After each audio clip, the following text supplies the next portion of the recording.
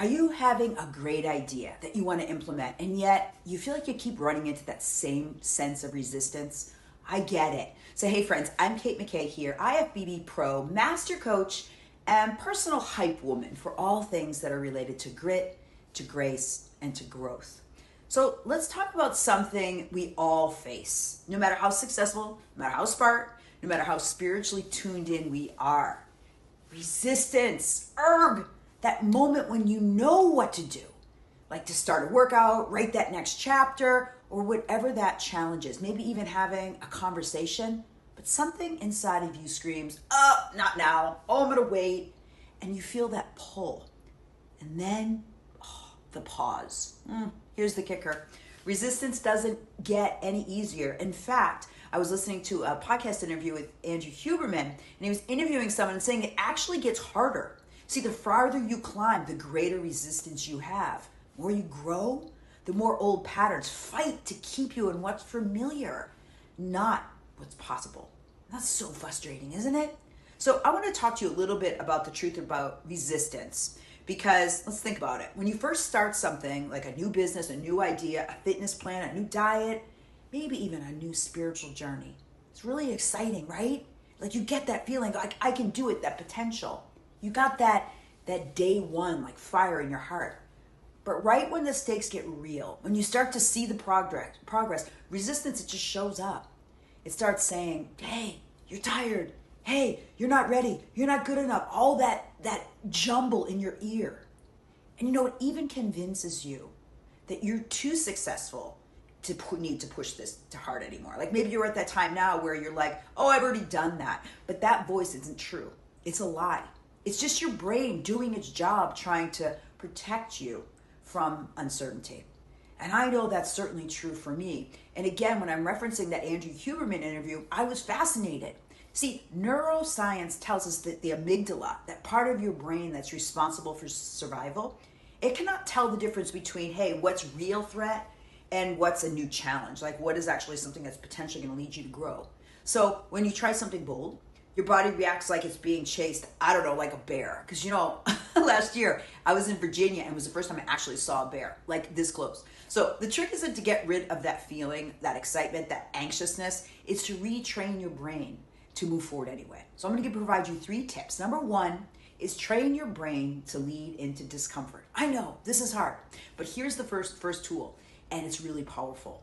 So when resistance hits, name it. Like say out loud, like, oh, this is resistance. I'm scared. This doesn't feel good. Really relate to that emotion, because this is the number 1 way to get emotional regulation.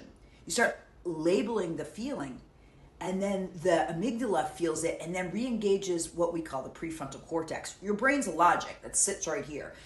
Most adults in the room know this feeling. When we have teenagers, we know that they don't have it too well developed. So this is the part that you want to activate when you're going into something hard. You want to bring that into your prefrontal cortex and say, I can do this, right? Oh, here's that resistance. I know how to handle this. I've been here before. So naming it, it actually separates you from the anxiety. And suddenly you're not in resistance. You're just observing it. You're just seeing it as it is. That tiny pause really actually gives you the power. Okay, tip number 2. Use the 20-second rule. Okay, let's talk about, first off, motivation. So everyone says to me like, hey, Kate, you're so motivating. You know, everyone thinks that successful people are more motivated. And honestly, they're not. They're just not. They just start faster. And what do I mean by that? Well, see, there's a concept in behavioral science called activation energy. It's that amount of energy it takes to overcome resistance to begin a task. So if it takes too much, your brain defaults and says, never mind. No, thank you. So here's the hack. This is what I want to share with you. Make it easy to start. And that way you're lowering the threshold of where the resistance is. Like put your workout clothes out before you go to bed, keep your journal on the counter, just make it easier. Make there less resistance. And another thing that I do, particularly because I'm writing a book, is I put my phone in the other room so I know it's not just there and it signals off. Because you have about 20 seconds. That's it. Before resistance wins. 20 seconds.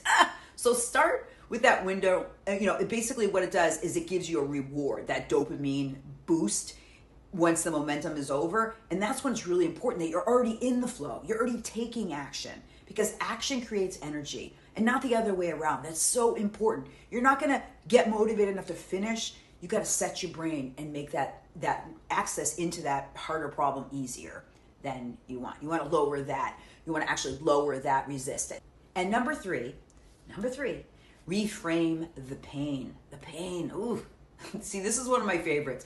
I think I have a superpower in this because I've had so much highs and lows. See, we all hit that wall where our effort starts to hurt. Like, it doesn't feel good. But pain isn't always about suffering.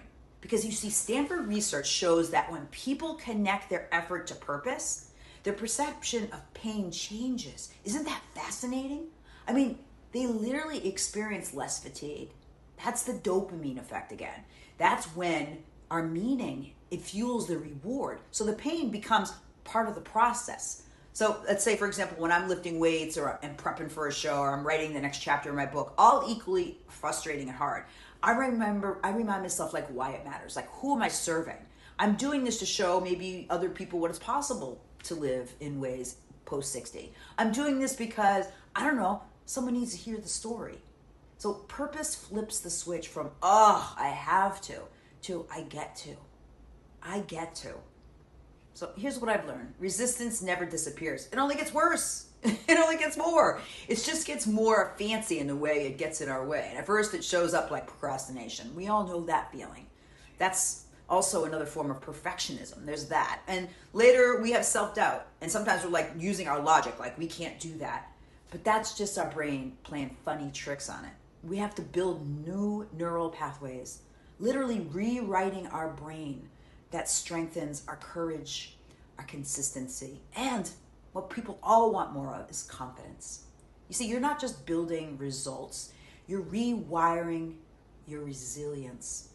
So the next time resistance shows up, and I promise you it will, just say, hey, what's up? What's up, friend? I guess this means I'm growing again. Nice to see you. And we can harness that resistance because resistance isn't the enemy, right? It's just the invitation for us to grow. Pay attention to that. The invitation to rise higher, to dig deeper, and step into your next level of grit and my favorite word, grace. So if this message spoke to you, share it with someone you think who's maybe feeling a little bit stuck.